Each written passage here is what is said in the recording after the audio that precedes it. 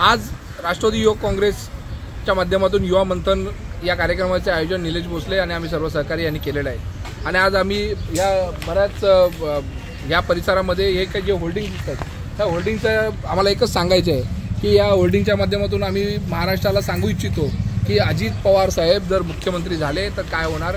अजित पवार साहेब मुख्यमंत्री झाल्यानंतर अनिल परब नावाचा आमचा एक राष्ट्रवादी काँग्रेस पक्षाशी संबंधित असणारा एक कार्यकर्ता आहे, म्हणजे कार्यकर्ता इन द सेन्स रिफायनरीच्या विरोधात असणारे एक आंदोलन करत आहे। त्यांनी सांगितलं की अजित पवार जर मुख्यमंत्री झाले तर या रिफायनरीच्या विरोधात लहान मुलं बोला किंवा महिला बोला यांच्यावरती जो पोलिसांचा अत्याचार होतोय तो कुठेतरी बघायला। अजित पवार मुख्यमंत्री झाले तर खारघर येथे जे काही दुर्घटना घडली त्याच्यामध्ये एवढे मृत्यू झाले त्याच्यामध्ये अजूनपर्यंत कुठल्याही प्रकारचा आयोजकांवरती गुन्हा दाखल झाला नाही, तो आयोजकांवरती गुन्हा तत्काळ। अजित पवार मुख्यमंत्री झाले तर आत्ता काल परवा जे MPSCचे पेपर फुटले ते पेपर फुटी करणाऱ्या प्रकरणातील जे काही आरोपी असतील तर त्यांना मोकासारख्या एका समान कायद्यानंतर त्यांना आत्महत्या टाकलं जाईल।